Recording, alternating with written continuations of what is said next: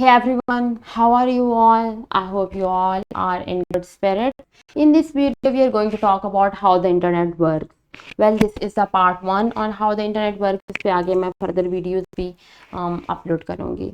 Okay, for a bug bounty hunter, it must be important for him or her to understand कि किस तरह से internet work करता है, क्योंकि वेब वल्नरेबिलिटीज़ को फाइंड करना, एक वेबसाइट को अच्छे से अंडरस्टैंड करना, उसके लिए you must be familiar with किस तरह से वो वेबसाइट बिल्ड की गई है, किस तरह से रिक्वेस्ट का एक फ्लो है जो आ जा रहा है.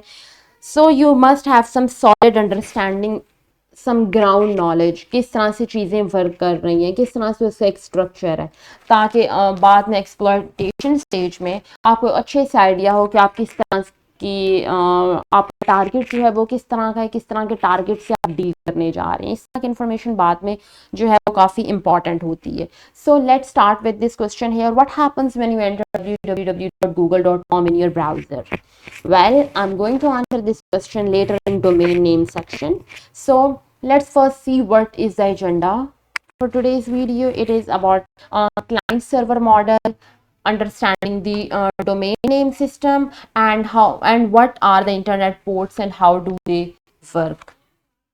Well, अगर हम क्लाइंट सर्वर मॉडल की बात करें तो हमें पता होना चाहिए कि इंटरनेट जो है वो दो तरह के डिवाइसेस से मिलकर बना है. हमारे पास क्लाइंट है एंड हमारे पास सर्वर्स हैं. क्लाइंट क्या करता है? क्लाइंट का काम है कि उसको कोई रिसोर्सेज सर्विसेज वगैरह चाहिए तो वो उनकी रिक्वेस्ट सेंड करता है सर्वर को, एंड सर्वर वो रिसोर्सेज प्रोवाइड करता है बैक टू द क्लाइंट. जब भी हम एक वेबसाइट विजिट करते हैं हमारे ब्राउज़र में तो वो एक्ट करता है as a client. That browser acts as a client and वो वेब सर्वर से रिक्वेस्ट करता है कि मुझे ये स्पेसिफिक वेब पेज चाहिए. वेब सर्वर वो वेब पेज फिर क्लाइंट को प्रोवाइड करता है.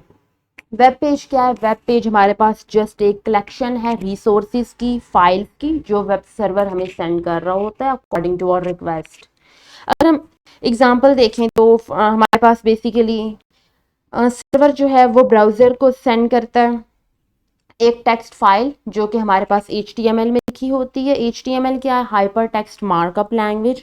ये एक लैंग्वेज है जो ब्राउज़र को बताती है कि उसने क्या डिस्प्ले करना है. ज़्यादातर वेब पेजेस में हमारे पास CSS भी होती है, कैस्केडिंग स्टाइल शीट. CSS क्या करती है? ये हमारे फाइल्स को, वो टेक्स्ट फाइल्स को, वेब पेजेस को प्रीटी बनाती है, उन्हें ब्यूटीफाई करके यूज़र के लिए जनरेट करती है, यूज़र को शो करती है. समटाइम्स वेब पेजेस जो हैं वो जावास्क्रिप्ट भी यूज़ करते हैं. जावास्क्रिप्ट टाइप क्या होती हैं? ये सिंपली साइट्स को इनेबल करती हैं कि वो वेब पेज को एनिमेट करे, एंड जो भी यूज़र इनपुट एंटर हो रहा है, यूज़र जो भी इनपुट एंटर कर रहा है वो उन इनपुट पे रिएक्ट करे कि whether it is according to the standards, क्या वो वैलिडेट हुआ है, वैलिडेट नहीं हुआ. उसको उस पर रिएक्ट करने के बाद फिर वो सर्वर को सेंड करती है. फॉर एग्जांपल जावास्क्रिप्ट जो है, अगर हमने कोई इमेजेस ऐड की हैं हमारी HTML फाइल में, तो वो उन इमेजेस को रीसाइज करती है, यूज़र इनपुट को वैलिडेट करती है क्लाइंट साइड पे before sending it to the server. हमारा ब्राउज़र रिसीव करता है इन सारे एम्बेडेड रिसोर्सेज को, टेक्स्ट को, इमेजेस को, वीडियोस को.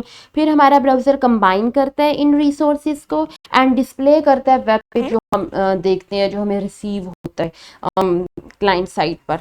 सर्वर जो है वो वेब पेजेस रिटर्न नहीं करते यूज़र को, I mean just web pages return नहीं करते, बल्कि वो क्या करते हैं, सिंपली अगर हम एक एप्लीकेशन एक्सेस कर रहे हैं, उस एप्लीकेशन में कुछ ऐसा डेटा है जो किसी दूसरी एप्लीकेशन से उठाया हुआ है. फॉर एग्जांपल हम एक वेबसाइट विजिट कर रहे हैं, उसमें एक यूट्यूब वीडियो एम्बेड है, तो ये किस तरह से है, किस तरह से वो यूट्यूब वीडियो शेयर हुई एक वेबसाइट के साथ.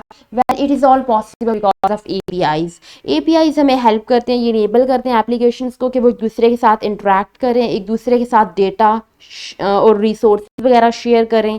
फॉर एग्जांपल अगर हम let's pick an example of Twitter's API here, कि ये क्या करता है, ये अलाउ करता है दूसरी वेबसाइट्स को कि वो उससे रिक्वेस्ट सेंड करें ट्विटर सर्वर्स को, एंड ट्विटर सर्वर्स उन रिक्वेस्ट के रिस्पॉन्स में, फॉर एग्जांपल अगर किसी ने कोई स्पेसिफिक ट्वीट के लिए रिक्वेस्ट किया है तो वो रिक्वेस्ट सेंड हुई है ट्विटर सर्वर को, ट्विटर सर्वर उस रिक्वेस्ट को ग्रैब करता है एंड उस रिक्वेस्ट के अकॉर्डिंग डेटा रिट्रीव करके, जैसे कि कोई लिस्ट है पब्लिक ट्वीट्स की या कोई स्पेसिफिक ट्वीट है, वो वापस यूजर को जनरेट कर देता है. So this is all about कि किस तरह से हम रिक्वेस्ट जनरेट करते हैं, किस तरह से वो रिक्वेस्ट जनरेट होती है हमारे पीसी से एंड किस हमारे ब्राउजर से, एंड किस तरह से वो हमें वापस रिस्पॉन्स मिलता है.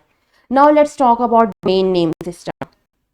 Well, how do your browser and other web clients know कि उन्होंने कहाँ से resources find करने हैं and कैसे find करने हैं? Well, हर डिवाइस जो इंटरनेट के साथ कनेक्ट होता है उसका एक यूनिक आईपी एड्रेस होता है, इंटरनेट प्रोटोकॉल एड्रेस होता है. IP addresses basically numbers and letters से मिलकर बने होते हैं, जो हम ह्यूमंस के लिए उसको अंडरस्टैंड करना काफ़ी, उसको याद रखना काफ़ी मुश्किल होता है, क्योंकि जितनी भी वेबसाइट्स हैं उन हर एक स्पेसिफिक आईपी एड्रेस होता है. इवन जो पुराना वर्जन हमारे पास IPv4 एड्रेसेस हैं लाइक 192.168.1.5, उन्हें याद रखना फिर आसान है. लेकिन अब जो हमारे पास न्यू वर्जन है IPv6, that is even more complicated to remember. So यहाँ पे DNS हमें हेल्प आउट करते हैं. DNS क्या करता है? बेसिकली DNS सर्वर फंक्शन करता है as the phone book for the internet. ये ट्रांसलेट करता है डोमेन नेम्स को, जैसे www.google.com है. ये रिक्वेस्ट जो है DNS सर्वर इन रिक्वेस्ट को ग्रैब करता है जो कि ब्राउजर की तरफ से आ रही है कि what is the specific address for this domain name. DNS server इनको ग्रैब करता है एंड DNS का काम है कि ये इन डोमेन नेम्स को ट्रांसलेट करे इनटू आईपी एड्रेसेस. जब भी हम अपने ब्राउज़र में एक डोमेन नेम एंटर करते हैं, DNS सर्वर कन्वर्ट करता है उस डोमेन नेम को एक आईपी एड्रेस में. हमारा ब्राउज़र DNS सर्वर से क्वेश्चन करता है कि which IP address is this domain located at, and DNS servers job is to translate those domain names into their respective IP addresses. Well, this is how the requests are treated, how the domain names and IP addresses are converted into their respective IP addresses and domain names. Well, now let's see what are internet ports. जब हमारा browser एक correct IP address acquire कर लेता है all thanks to domain name system, तो वो फिर connect होता है IP एड्रेस के साथ एक पोर्ट के थ्रू, क्योंकि एक जो स्पेसिफिक IP एड्रेस है उससे मल्टीपल सर्विसेज रन हो सकती हैं. And all because of ports. किसी स्पेसिफिक सर्विस पे कोई एक स्पेसिफिक किसी स्पेसिफिक पोर्ट पे कोई एक स्पेसिफिक सर्विस रन हो रही है एंड किसी दूसरी पोर्ट पे कोई और सर्विस रन हो रही है, all under that same IP address. Well, port क्या है? पोर्ट हमारे पास एक लॉजिकल डिवीजन है डिवाइसेस की जो आइडेंटिफाई करती है एक स्पेसिफिक नेटवर्क सर्विस को. हम पोर्ट्स को आइडेंटिफाई करते हैं उनके पोर्ट नंबर्स के थ्रू. टोटल कितनी नंबर ऑफ पोर्ट्स है हमारे पास? We have port range from 0 to 65,535. Ports basically allow करती हैं सर्वर को कि वो मल्टीपल सर्विसेज रन कर सके इंटरनेट पे एट द सेम टाइम. ठीक है, जैसे फॉर एग्जांपल हमारे पास डिफरेंट कन्वेंशंस हैं जो एग्जिस्ट करती हैं डिफरेंट ट्रैफिक के लिए जो हम सर्टन पोर्ट पे रिसीव हो रहा है. पोर्ट नंबर्स अलाउ करती हैं सर्वर को कि वो क्विकली फॉरवर्ड करे जो भी इंटरनेट मैसेजेस आ रहे हैं उन कॉरेस्पॉन्डिंग सर्विसेज को, जिस सर्विसेज पे जिन पोर्ट्स पे स्पेसिफिक सर्विसेज रन हो रही हैं.